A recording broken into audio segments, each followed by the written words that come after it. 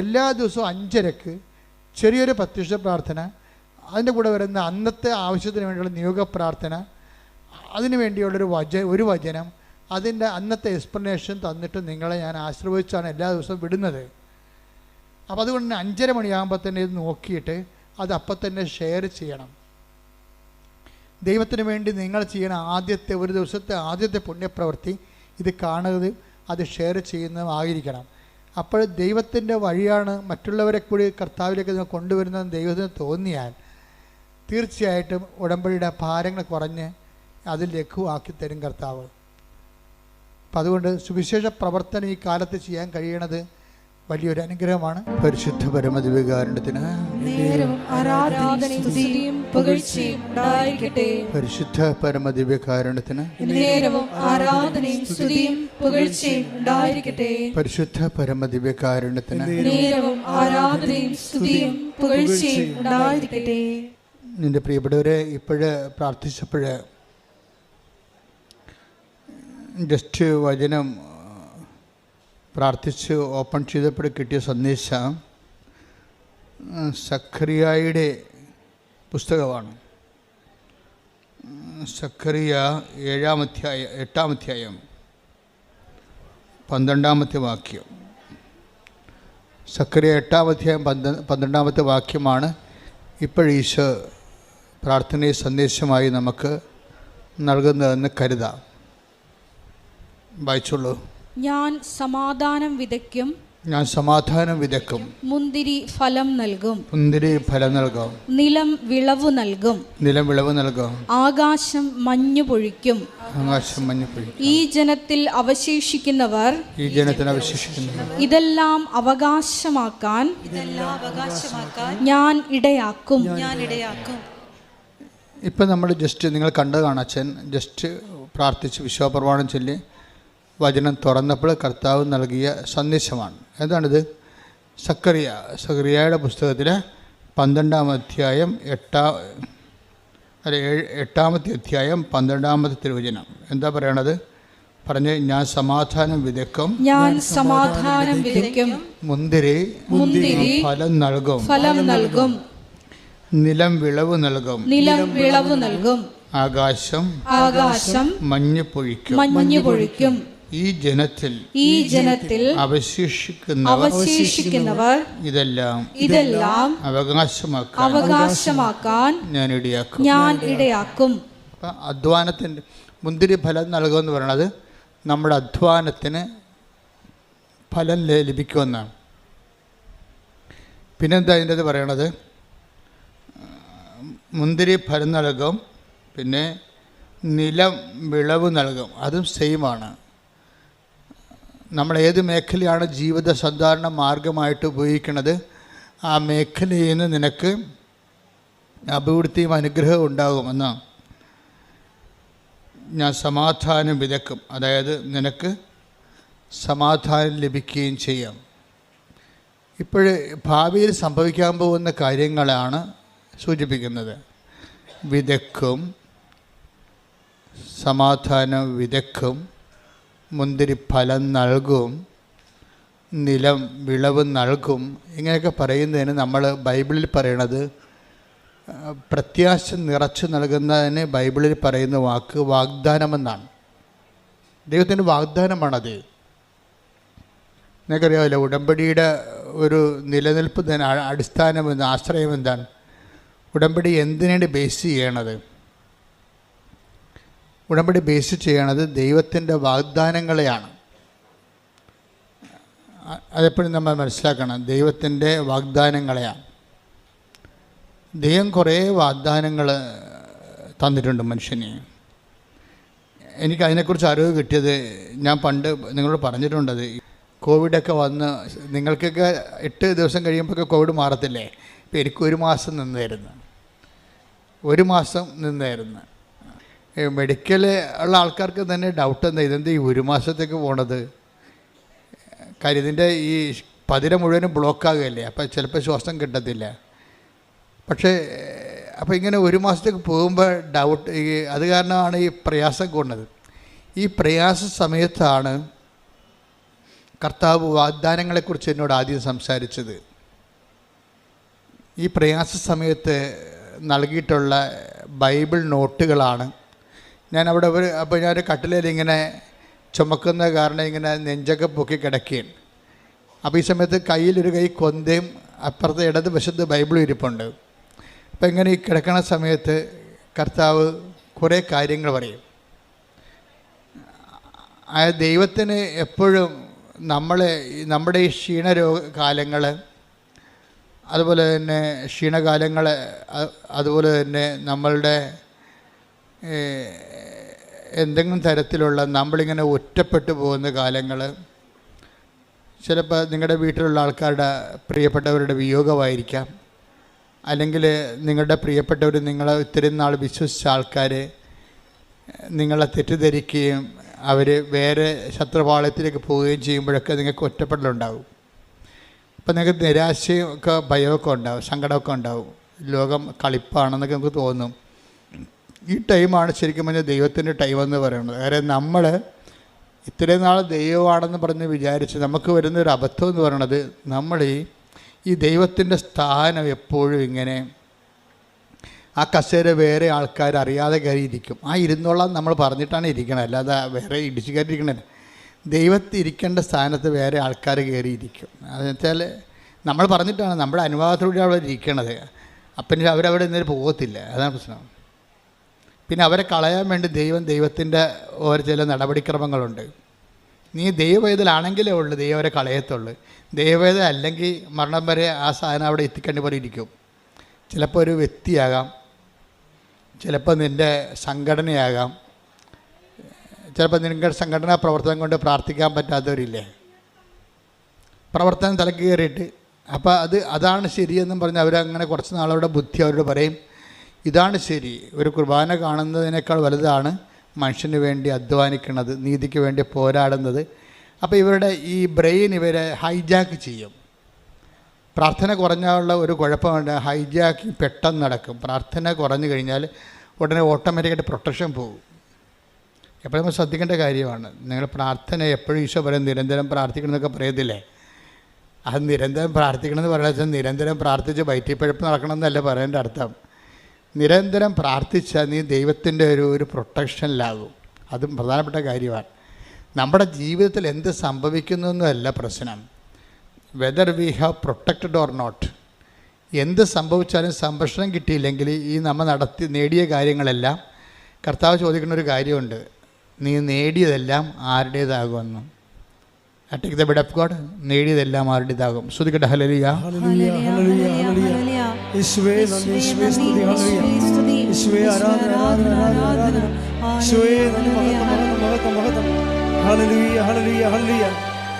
ലൂക്ക 12:20. ലൂക്ക 12:20 പ്രധാനപ്പെട്ടൊരു വാക്കാണത്. പറ. എന്നാൽ ദൈവം അവനോട് പറഞ്ഞു എന്നാൽ ദൈവം അവനോട് പറഞ്ഞു, ഭോഷ ഈ രാത്രി നിന്റെ ആത്മാവിനെ നിന്നിൽ നിന്ന് ആവശ്യപ്പെടും. അപ്പോൾ നീ ഒരുക്കി വെച്ചിരിക്കുന്നവ ആരുടേതാകും. എന്ന് വെച്ചതിൻ്റെ അർത്ഥം അന്യാധീനപ്പെട്ടു പോകുമെന്നാണ്. അതാണ് വിഷയം. അന്യാധീനപ്പെട്ടു പോകുക. അന്യാധീനം വെച്ചാൽ അന്യനെ അധീനമായി പോകും. അതാണ് അന്യാധീനപ്പെട്ടു പോവുക. നമ്മുടേതെന്ന് വിചാരിച്ച സംഭവം അന്യനെ അധീനമായി പോകും. അന്യാധീനപ്പെട്ടു പോകുന്നത് 2 തരത്തിൽ സംഭവിക്കാം. ഒന്ന്, പിശാചിന് അധീനമായി പോകും. പിന്നെ അടുത്ത കാലത്തെങ്കിലും ദൈവം ആ മേഖല വരത്തില്ല. കാര്യം നമ്മുടെ കൺസെൻറ്റോടു കൂടിയാണ് പിശാച് നമുക്ക് അധികാരം. അല്ല, പിശാചും ഒരു മാന്യതയുള്ള ആളാണ്. മുട്ടിയിട്ട് വാതിലെ കൊട്ടിയിട്ടേ കയറത്തുള്ളൂ. അപ്പോൾ അതിലെ കുട്ടിയുടെ നമ്മുടെ അനുവാദം ഉണ്ടാവും. അല്ലാതെ നിങ്ങളുടെ പാപത്തിന് അവർ ചതിച്ചതാണ് ഇവർ ചതിച്ചതാണെന്നിട്ട് കാര്യമില്ല.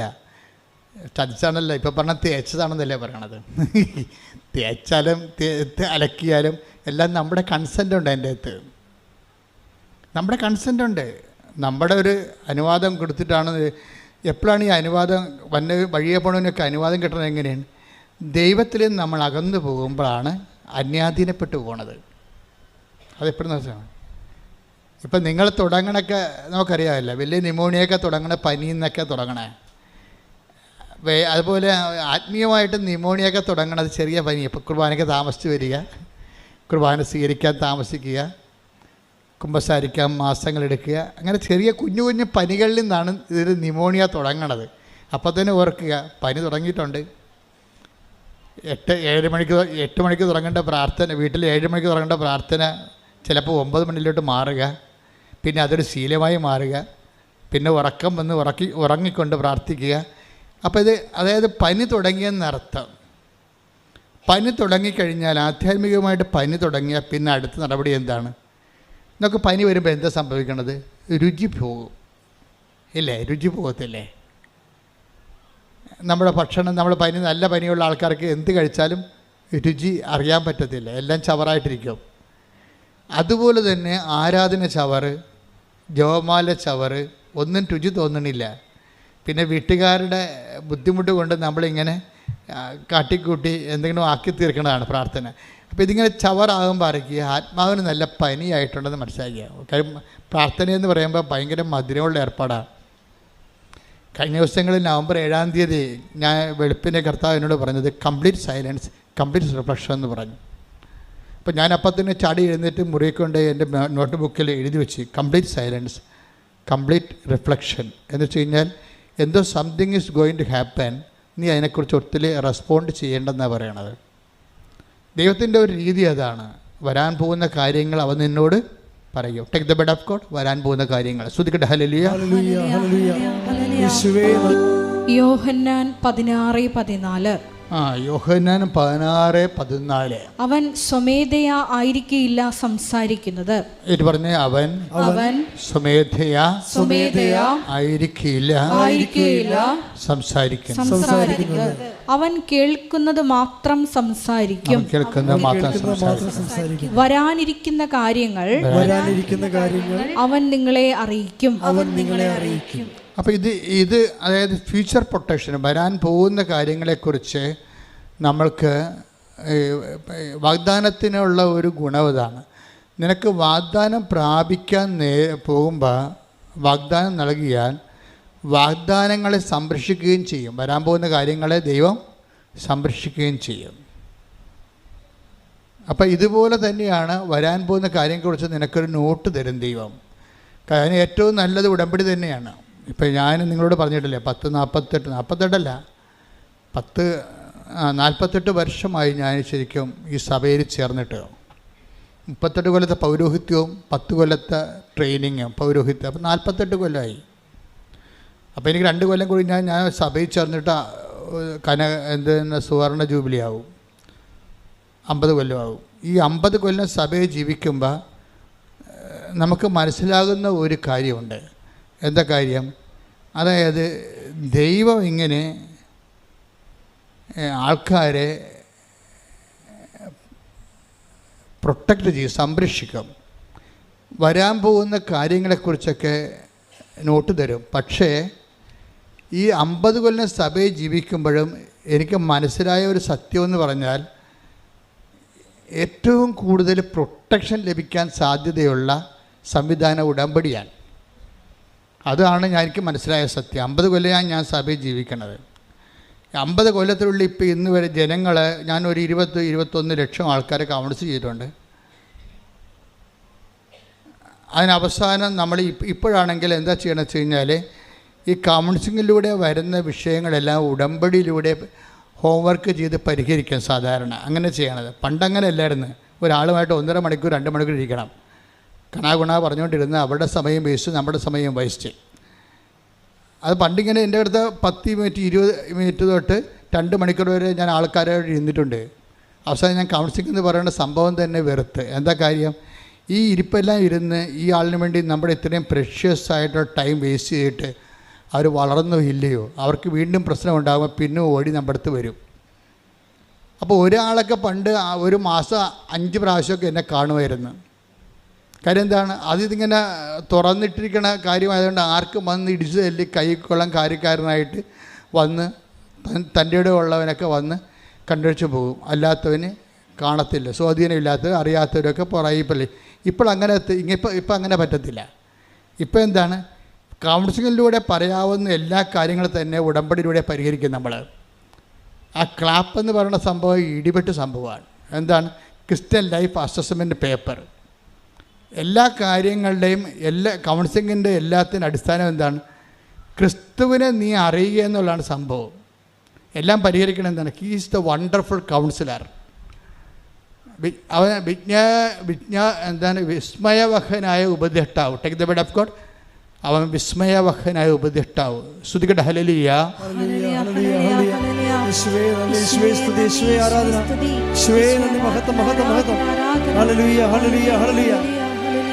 ഏശയ്യ 9:6.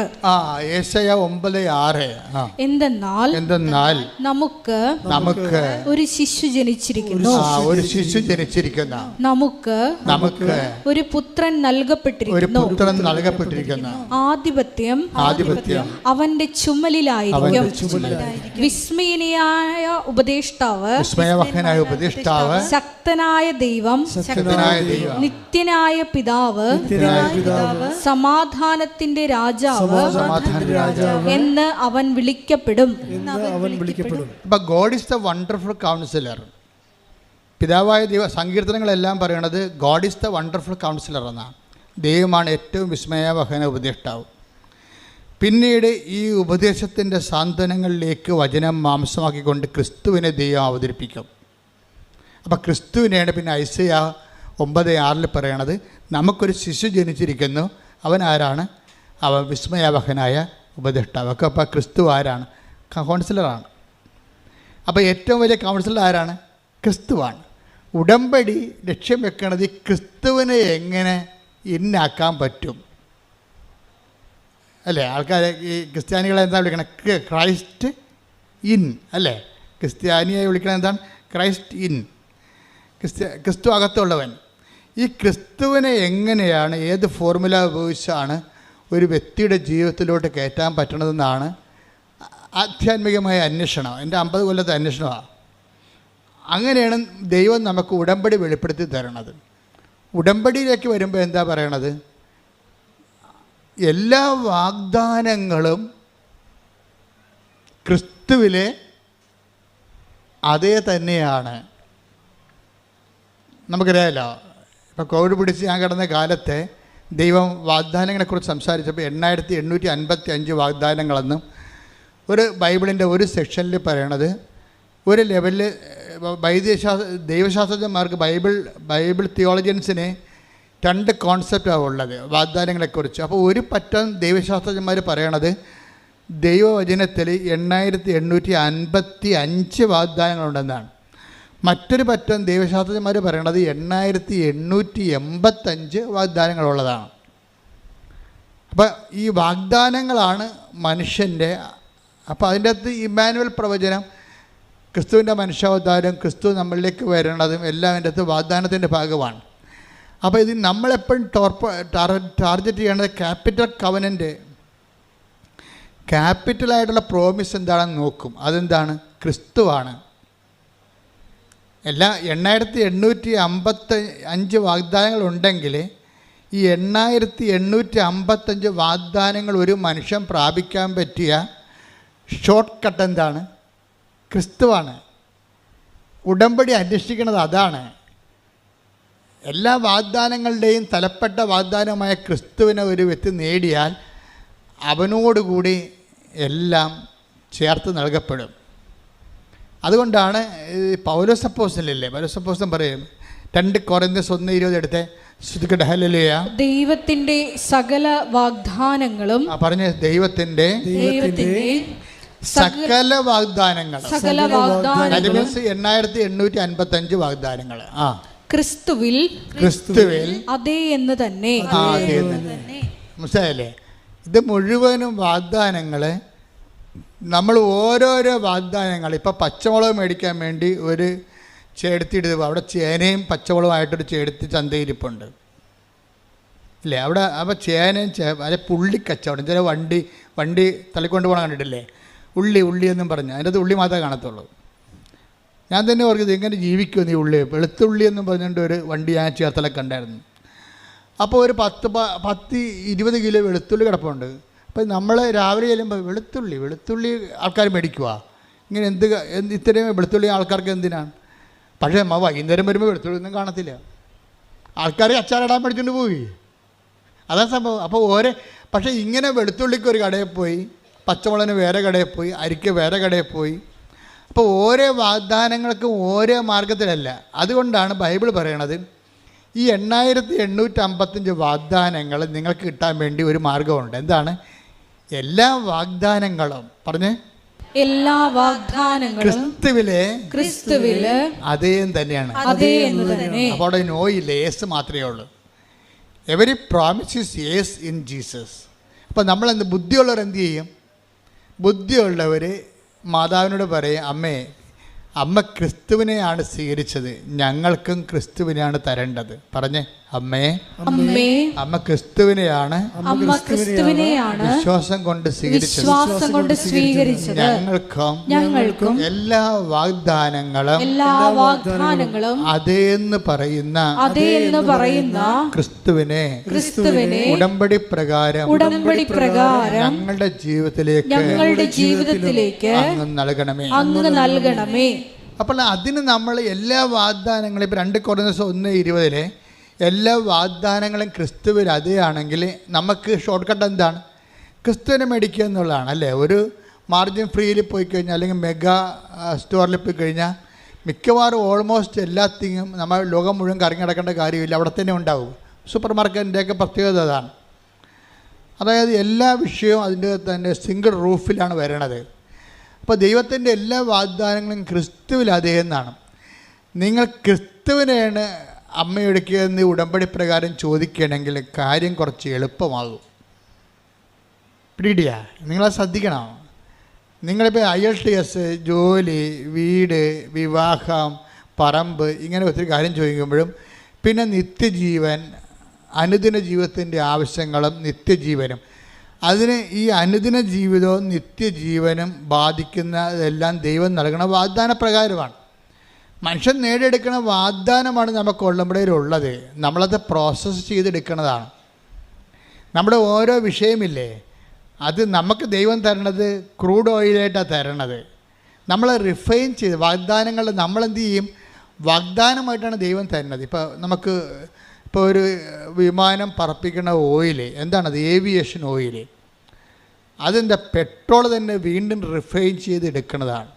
പെട്രോളിന് മുമ്പ് ഡീസൽ ഉണ്ടാവും, ഡീസലിന് മുമ്പ് ക്രൂഡ് ഓയിൽ ഉണ്ടാവും. അപ്പോൾ ക്രൂഡ് ഓയിലാണ് കുഴിച്ചെടുക്കുന്നത്. ഞാൻ കോയിലൊക്കെ ചെന്നപ്പോൾ എണ്ണപ്പാടത്ത് പോയായിരുന്നു. അപ്പോൾ മുഴുവൻ എണ്ണപ്പാടമാണ്. എല്ലായിടത്തും ഇങ്ങനെ എണ്ണ ഡിഗ് ചെയ്യുന്ന മെഷീൻ വെച്ചിട്ടുണ്ട്. അവിടെ എല്ലാം ഫയർ സേഫ്റ്റി സംവിധാനം ഒരുക്കിയിട്ടുണ്ട്. അവിടുത്തെ മണ്ണെല്ലാം ഇങ്ങനെ എണ്ണയുമായിട്ട് കുഴഞ്ഞു മറിഞ്ഞൊരു മണ്ണാണ്. നമുക്ക് പുറത്തിറങ്ങിയ നമ്മുടെ കാലയിൽ ആ മണ്ണ് പറ്റിയാൽ പോകത്തുമില്ല. അപ്പം ഞാൻ വണ്ടി പോയിട്ട് അപ്പുറത്തും ഇപ്പുറത്തും എണ്ണപ്പാലം കിടക്കുകയാണ്. അപ്പോൾ അവിടെയൊക്കെ നമ്മൾ നോക്കുമ്പോഴേ അവിടെ നിന്ന് എന്താ കുഴിച്ചെടുക്കണത്? ക്രൂഡ് ഓയിലാണ്, കറുത്ത നിറച്ച കരി ഓയിൽ പോലൊരു സാധനം എടുക്കണത്. അതാണ് പിന്നെ പ്രോസസ്സ് ചെയ്ത് റിഫൈൻ ചെയ്തിട്ട് പിന്നെ ഡീസലാക്കും. പിന്നെ എന്ത് ചെയ്യും? പിന്നെ അത് വീണ്ടും റിഫൈൻ ചെയ്തിട്ട് ശുദ്ധീകരിച്ചിട്ട് നമ്മൾ പെട്രോളാക്കും. പെട്രോൾ വീണ്ടും ശുദ്ധീകരിച്ചിട്ടാണ് പിന്നെ ഏവിയേഷൻ ഓയിലൊക്കെ ആക്കണത്. ഇതുപോലെ തന്നെയാണ് വാഗ്ദാനങ്ങളിൽ വരണത്. വാഗ്ദാനങ്ങളെ ദൈവം നമുക്ക് നൽകുന്ന വാഗ്ദാനങ്ങളാണ്. നമ്മൾ അതിനെ ഓരോ തരത്തിലുള്ള ആ വാഗ്ദാനങ്ങളെ ഓരോ സിസ്റ്റത്തിലേക്ക് കയറ്റിയിട്ടാണ് നമ്മൾ അതിനെ റിഫൈൻ ചെയ്തെടുക്കുന്നത്. ഒരു വാഗ്ദാനങ്ങളെ നമ്മൾ ആദ്യം കയറ്റണ സിസ്റ്റം എന്താണ്? ഫെയ്ത്ത് സിസ്റ്റത്തിലാണ് കയറ്റുന്നത്, വിശ്വാസം. അപ്പോൾ ഒരു വാഗ്ദാനം ക്രൂഡ് ഓയിൽ വിശ്വാസത്തിൽ കയറി ഇറങ്ങിക്കഴിയുമ്പോൾ നമുക്കതിന് ഡീസൽ കിട്ടും. പിന്നെ കുറേ പെട്രോൾ ഉൽപ്പന്നങ്ങൾ, സ്വാപ്പ്, ചീപ്പ്, അരക്ക്, അതുപോലെ തന്നെ ടെർമോക്കോള്, ബൈ പ്രോഡക്ട്സ്, ഉപ ഉൽപ്പന്നങ്ങൾ കുറേ കിട്ടും. അതിൻ്റെ ആദ്യത്തെ പ്രോസസ്സാണ്. ഫെയ്ത്ത് ക്യാവിറ്റിയിൽ അത് വെച്ച് അത്രയുമേ ചെയ്യാൻ പറ്റത്തുള്ളൂ. പിന്നെ നമ്മൾ എന്ത് ചെയ്യും? നമ്മൾ ഈ വാഗ്ദാനം തന്നെ നമ്മൾ എന്ത് ചെയ്യും? അടുത്ത സിസ്റ്റത്തിലോട്ട് കയറ്റും. അതെന്താണ്? ഹോപ്പാണ്. അതാണ് ഇത്തിരി ലാഗ് ചെയ്താലും നമ്മൾ ഇൻവെസ്റ്റ് ചെയ്തുകൊണ്ടിരിക്കും.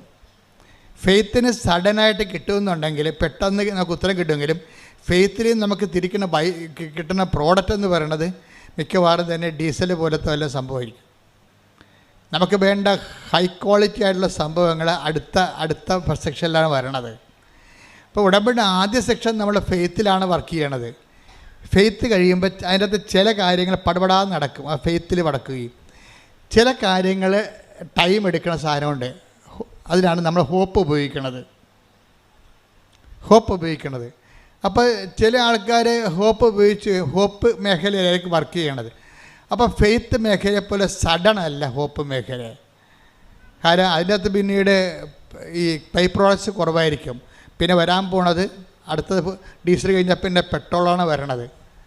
അപ്പം അതുകൊണ്ട് അതുപോലെയുള്ള പ്രോസസ്സിങ് നമ്മുടെ വിഷയങ്ങൾക്കുണ്ടാകും. നിങ്ങളുടെ ലോകത്തിലുള്ള നിങ്ങളുടെ കാര്യങ്ങൾ നടക്കുക എന്നതിനേക്കാൾ ഉപരി ക്രിസ്തുവിന് നിങ്ങളിൽ വസിക്കാൻ പറ്റുന്ന ഒരു ഇൻഫ്രാസ്ട്രക്ചർ ഡെവലപ്പ് ചെയ്ത് വരും. ഹോപ്പിൻ്റെ പ്രത്യാശയുടെ കാലം അങ്ങനെ സംഭവിക്കണത്. പ്രത്യാശയുടെ കാലത്ത് നിങ്ങൾ പ്രെയർ ചെയ്തുകൊണ്ടിരിക്കും. പക്ഷേ വിശ്വാസകാലം പോലെ പെട്ടെന്ന് കത്തിപ്പിടിക്കത്തില്ല. It will take time. അപ്പോൾ ചിലർ പ്രത്യാശക്കാലത്താണ്. ഇപ്പം നമ്മൾ സ്ലീബ കാലം എന്നൊക്കെ പറഞ്ഞ് പള്ളിയിൽ എഴുതി വെക്കത്തില്ല ആരാധനക്രമം. ഉടമ്പടിക്കുള്ള കാലം വിശ്വാസക്കാലമുണ്ട്, പ്രത്യാശക്കാലമുണ്ട്, സ്നേഹത്തിൻ്റെ കാലമുണ്ട്. പിന്നെ അവസാനത്താണ് സമർപ്പണത്തിൻ്റെ കാലം. സമർപ്പണത്തിൻ്റെ കാലം എന്ന് പറയുമ്പോൾ അത് വേറെയാണ്. അത് ഈ ഭൗതികമായ കാര്യമായിട്ട് ബന്ധമില്ല. അത് നിത്യജീവൻ്റെ വിഷയങ്ങളാണ് സമർപ്പണ കാലത്ത്. കാര്യം കേൾക്കപ്പെടാത്ത പ്രാർത്ഥന ഉണ്ടാകും അതിൻ്റെ അകത്ത്. അത് നമ്മൾ എത്ര പ്രോസസ്സ് ചെയ്താലും നമുക്ക് പ്രോസസ്സിങ് കിട്ടത്തില്ല. അതുപോലെ തന്നെ ഇരിക്കും. കാണാം. ഇപ്പോൾ നിങ്ങളുടെ ഭർത്താവിൻ്റെ മാനസാന്തരം വേണ്ടി പ്രാർത്ഥിക്കുകയാണ്. നിങ്ങൾ ആദ്യം പ്രാർത്ഥിച്ചത് വീട് വിൽക്കാൻ വേണ്ടിയാണ്, അല്ല വീട് കിട്ടാൻ വേണ്ടി, അത് കിട്ടി. രണ്ടാമത്തെ കാലത്ത് നിങ്ങൾ മക്കൾക്ക് അഡ്മിഷന് വേണ്ടി പ്രാർത്ഥിക്കുന്നു, അത് കിട്ടി. അപ്പം നിങ്ങളിങ്ങനെ ഓരോ കാര്യം പറ്റി പ്രാർത്ഥിക്കുമ്പോൾ നിങ്ങൾ ഓർക്കും, ഞങ്ങളിങ്ങനെ ഈ ഉടമ്പടി എന്ന് പറയണത് ഇങ്ങനെ കഴിഞ്ഞ ദിവസങ്ങൾ ദീപക് എന്ന് പറഞ്ഞൊരു മനുഷ്യൻ സാക്ഷ്യം പറഞ്ഞു. ദീപക് നമ്മുടെ ചെത്തിപ്പുഴ ചങ്ങനാശ്ശേരി എന്ന്. ദീപക്കിൻ്റെ സാക്ഷ്യം ഞാൻ വളരെ ശ്രദ്ധിച്ച സാക്ഷ്യമാണ്. ദീപക് ഇവിടെ വന്നിട്ട് ഉടമ്പടി എടുത്തില്ല ആദ്യം. അപ്പോൾ ദീപക് അതിന് പറഞ്ഞ ന്യായം എന്ന് പറയുന്നത് ഇങ്ങനെ പല്ലുവേദനയ്ക്കും തലവേദനയ്ക്കൊക്കെയാണ് ഉടമ്പടി എടുക്കണത്. അങ്ങനെ എടുക്കണ ഒരു പ്രാർത്ഥന എനിക്ക് ആവശ്യമില്ലെന്നാണ് ദീപക് പറഞ്ഞത്. ദീപക് ഉടമ്പടി എടുക്കാൻ പോയി. ദീപക് ഉടമ്പടി എടുക്കാൻ പോകുന്നതിന് കാരണങ്ങളുണ്ട്. അയാൾ പറയണത് എനിക്ക് ആവശ്യത്തിന് ഡിഗ്രി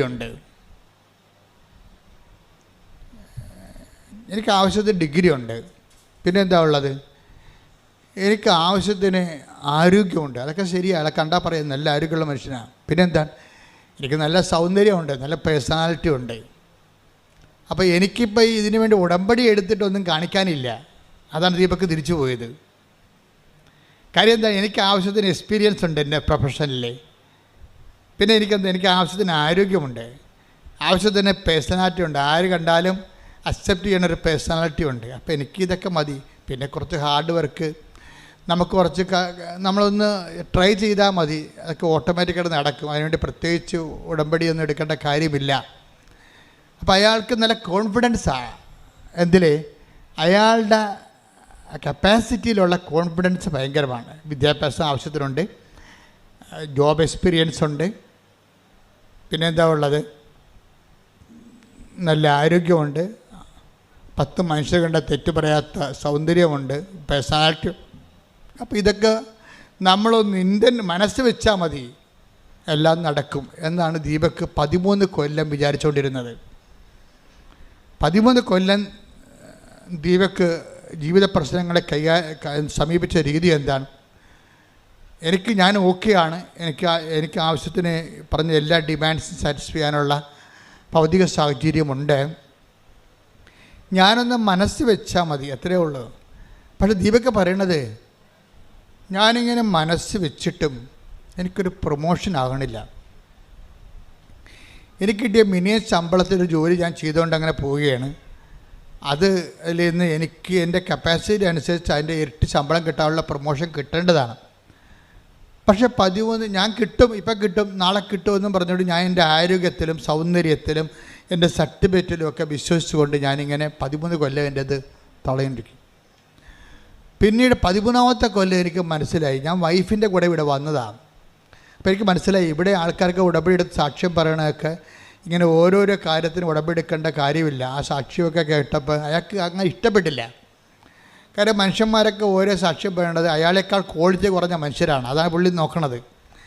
അയാളേക്കാൾ ക്വാളിറ്റി കുറഞ്ഞ ആൾക്കാർ അവരുടെ കുറച്ച് ഭൗതിക കാര്യങ്ങൾക്ക് വേണ്ടി ഏതാണ്ടൊക്കെ എഴുതിയിട്ട് പ്രാർത്ഥിക്കണം, എന്ത് പരിപാടിയാണ്, ഇതൊന്നും എനിക്ക് ആവശ്യമില്ല എന്നുള്ളതാണ് ദീപകിൻ്റെ ഇവിടെ വന്നപ്പോൾ കിട്ടിയ ഒരു അസസ്മെൻ്റ്. അതാണ്. അതിന് അദ്ദേഹം 2 പ്രാവശ്യം ഉടമ്പെടുക്കാൻ പോയി.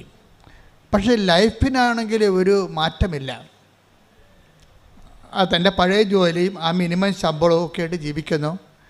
പക്ഷേ കുഞ്ഞുങ്ങളൊക്കെ വളർന്നു വരണ കാരണം കൂടുതൽ ഫൈനാൻസ് സാമ്പത്തികം വേണം. പക്ഷേ തനിക്ക് മുടക്കാൻ പറ്റണില്ല. തൻ്റെ കഴിവനുസരിച്ച് ജോലി കിട്ടണമില്ല, അതിൻ്റെ പറ്റിയ ഉയർന്ന ജോലി കിട്ടണില്ല. എല്ലാ ഇൻ്റർവ്യൂവിനും പോകും, അവർ ഓക്കെ ആണെന്ന് പറയും, പക്ഷേ ജോലി കിട്ടത്തില്ല. എന്നിട്ട് പഴയ ജോലി തന്നെ കണ്ടിന്യൂ ചെയ്യും. അങ്ങനെ 13 വർഷം കഴിഞ്ഞപ്പോഴാണ്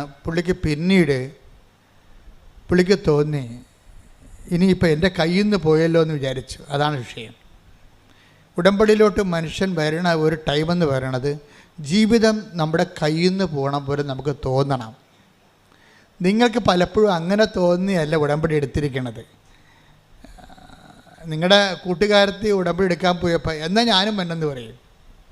എനിക്ക് ഒറ്റയ്ക്ക് പോകാൻ കഴിയല്ലേ, ഞാൻ പല ദിവസമായിട്ട് ഉടമ്പടി എടുക്കണം വിചാരിച്ചതാണ്, അപ്പം നീ ഇപ്പോൾ പോകണ്ടല്ല എന്ന് ഞാനും വന്നു.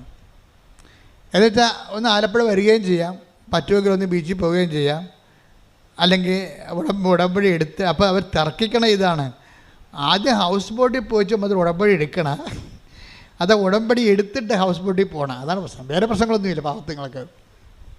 അതും തർക്കിച്ചുകൊണ്ടാണ് വരുന്നത്. അപ്പോൾ ചില പറയും, നമ്മൾ ഹൗസ് ബോട്ടിൽ പോയിച്ചും വരുമ്പോൾ ഉടമ്പടി തീർന്നാൽ എന്ത് ചെയ്യും? എന്നാൽ പിന്നെ നമുക്ക് ഉടമ്പടി എടുത്തിട്ട് ഹൗസ് ബോട്ടിൽ ചെല്ലാം. അപ്പോൾ ഉടമ്പടി എടുത്തിട്ട് ഉടമ്പടിക്ക് എത്ര ദിവസം നേരം വേണം? അത് 4 മണിക്കൂർ വേണം. അപ്പോൾ ഇത് 4 ഇവിടെ, പിന്നെ 1 മണിക്കൂർ ആകുമ്പോൾ 5 മണിക്കൂർ നടന്ന് അവിടെ ചെല്ലുമ്പോൾ 1 മണിക്കൂർ. അപ്പോൾ നമുക്ക് കൊടുക്കേണ്ടത് 7,000 രൂപ. 7,000 രൂപയ്ക്ക് എത്ര മണിക്കൂർ? നമുക്ക് 5 മണിക്ക് ഇറങ്ങണ്ടേ? അപ്പോൾ അത് നഷ്ടമാണല്ലേ. അപ്പോൾ ഉടമ്പടിയെക്കുറിച്ചല്ല ചിന്തിക്കണത് എന്താണ്? ഹൗസ് ബോട്ടിൽ നമ്മൾ താമസിച്ചത് 4 മണിക്കൂറിൽ നമ്മൾ 8,000 രൂപ കൊടുക്കണ്ടേ എന്നാണ് ചിന്തിക്കേണ്ടത്. ഇങ്ങനെ ഉടമ്പടി എടുക്കണവർ ഉണ്ട്, ഇല്ലെന്നല്ല, ഉണ്ട്. അപ്പോൾ ഒരു ടൈം പാസിന് അകവും കാണാം, താളിയും പറിക്കാം, ആലപ്പുഴയും പോകാം, ഉടമ്പടി എടുക്കാം, ഹൗസ് ബോട്ടിൽ പോകാം. അങ്ങനെ വന്നവരാണ് ഈ പണി മേടിക്കുന്നത്. ജീവിതത്തിൽ പെട്ടുപോയി ജീവിതം കയ്യിൽ നിന്ന് പോയെന്ന് ചിന്തിക്കുന്ന ആൾക്കാരില്ലേ, അവർ ഉടമ്പടി എടുത്ത് അതിൻ്റെ അകത്ത് കൊണ്ട് സ്റ്റിക്ക് ഓൺ ചെയ്യും. കാര്യം അവർക്ക് വേറെ ഓപ്ഷൻ ഇല്ല. അവർ ടൈം പാസിന് ഉടമ്പടി എടുത്തിരിക്കണമല്ല. അവരുടെ ജീവിതം ഇനി മുന്നോട്ട് പോകണമെങ്കിൽ ദൈവം ഇടപെടണം. കാര്യം അവർ നോക്കിയിട്ട് ആരോഗ്യമുണ്ട്, പക്ഷേ അത് വർക്കൗട്ട് ചെയ്യണില്ല. അവർക്ക് പേഴ്സണാലിറ്റി ഉണ്ട്, പക്ഷേ വർക്കൗട്ട് ചെയ്യണില്ല. 13 വർഷമായിട്ട് വർക്കൗട്ട് ചെയ്തിട്ടില്ല. നല്ല പ്രൊഫഷനുണ്ട്, നല്ല ശമ്പളം, നല്ല സർട്ടിഫിക്കറ്റ് ഉണ്ട്, പക്ഷേ വർക്കൗട്ട് ചെയ്യണില്ല. ഇങ്ങനെ ഇതൊന്നും നടപടിയിൽ വരാത്തപ്പോഴാണ് ആൾക്കാർ ഉടമ്പടി എടുക്കുന്നത്. പക്ഷേ ഉടമ്പടി എടുക്കുമ്പോൾ ഉണ്ടാകുന്ന പ്രശ്നമെന്ന് പറയണത്, ഇത് ബൈലാറ്ററൽ എഗ്രിമെൻ്റ് അല്ലേ. ഇപ്പം ദീപക് എന്താ സംഭവിച്ചത്? ദീപക് ഉടമ്പടി എടുത്ത് ജീവിതം കയ്യിൽ നിന്ന് പോയെന്ന് കണ്ടപ്പോൾ പുള്ളിക്കാരനെ ഉടമ്പടി എടുത്ത് എന്ത് ചെയ്ത്? ആ ഉടമ്പടി പത്രവും ആ ഉടമ്പടി തിരിയും കാശുരൂപവും ഉപ്പും തൈലും എല്ലാം കൊണ്ടേ പുള്ളി പെട്ടി വെച്ച് പൂട്ടി. എന്നിട്ട് കൂട്ടുകാരൻ്റെ കല്യാണത്തിന് പോയി. പിന്നെ ചെയ്യാമെന്നും പറഞ്ഞു. അതാണ് സംഭവം. അപ്പം തന്നെ ഒരു തീരുമാനമാകും ഉടമ്പടിക്ക്. മനസ്സിലായില്ലേ? ഇതാണ് എല്ലാവർക്കും എൻ്റെ അബദ്ധം. അതാണേ ദീപക് ചെയ്തിരിക്കണത്. ഇത് അപ്പോഴതിൻ്റെ അർത്ഥം വെച്ച് കഴിഞ്ഞാൽ ഇത് വർക്കൗട്ട് ചെയ്യുമായിരിക്കും, ചെയ്താൽ കൊള്ളാം. എന്നാൽ വരട്ടെ, നമുക്ക് എല്ലാം ഒന്ന് സെറ്റ് ചെയ്തിട്ട് പതുക്കെ തുടങ്ങാം എന്നൊക്കെ പറഞ്ഞുകൊണ്ട് നമ്മളീ പതുക്കെ തുടങ്ങാമെന്ന് വെച്ച് കഴിഞ്ഞാൽ ഉടമ്പടിയിൽ ദൈവത്തിൻ്റെ ഒരു കാര്യവും പതുക്കെ നടക്കത്തില്ല. അത് എപ്പോഴും ഓർത്തേക്കണം.